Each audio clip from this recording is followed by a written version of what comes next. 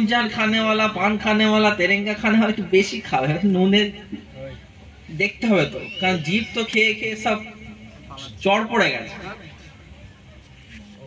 তো যেটা মুখের যে নিট মুখ হবে, পরিষ্কার মুখ হবে, তাকে একটুখানি লাগবে। যে একটু দেখা যাবে তেরেঙ্গা বিড়ি সিগারেট খেয়ে একদম ঠোঁট জিভ পুড়িয়ে ফেলেছে, মোটা করে ফেলেছে, তাকে আবার একটু বেশি লাগতে হবে। আবার যার জিভের কোনো স্বাদ নেই, তাকে এক বাসন খাইয়ে দিল, তার যদি জ্বর হয়, ওকে এক বাসন খাওয়ালে সে স্বাদ বুঝতে পারবে? পারবে।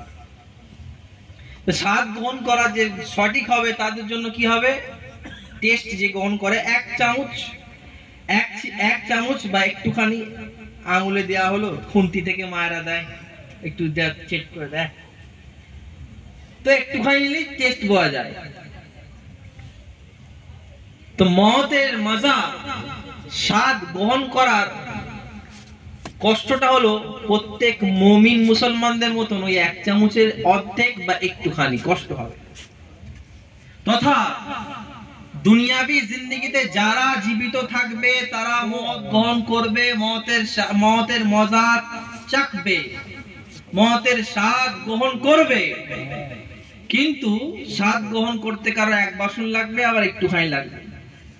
যার এক বাসন লাগবে ভাবতে হবে দুনিয়াতে অনেক গুনাহগারি করেছে, তবে তার এক বাসন লাগছে। আর যার একটুখানি লেগে যাচ্ছে, একটুখানি সে টেস্ট বুঝতে পারে, সেই হলো প্রকৃত মুমিন মুসলমান। হয় না? সুবহানাল্লাহ, সুবহানাল্লাহ। এবার চলেন নফস, দিল। নফস কাকে বলা হয়? দিলকে বলা হয়।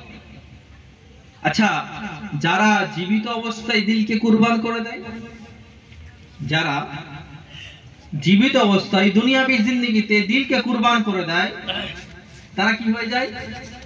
তারা কেউ আল্লাহর ওলি হয়ে যায়, কেউ আল্লাহর হাবিব হয়ে যায়, কেউ আল্লাহর নবী হয়ে যায়। তথা আল্লাহর করিম যারা হয়ে যায়, যারা আল্লাহ আল্লাহ করতে করতে আল্লাহর সাথে মশহুর হয়ে যায়, আল্লাহর সাথে কুরবাত হাসিল করে নেয়, আল্লাহকে মহব্বত করে তার দিলটা মুতমাইন এমন করে দেয়, সে কথা বলে তো আল্লাহর জন্য, সে নজর দেয় তো আল্লাহর জন্য, সে চলে তো আল্লাহর জন্য। আর এরকম নফসকে যে কুরবানি করে দেয়, তাদেরকে আল্লাহ তাআলা ডাইরেক্ট জান্নাতে, তাদের জন্য, তাদের ওসিলায় আবার আমরা জান্নাতে যাব। তো হচ্ছে এই দুনিয়াবি জিন্দেগিতে মেন হলো নফস। আল্লাহ তাবারক তাআলা কোরআন শরীফে ইরশাদ করেন, কুল্লু নাফসিন যায়িকাতুল মাউত। নফসকে আল্লাহ তাআলা বলেননি রূহকে, কারণ রূহ সর্বদা জিন্দা থাকে।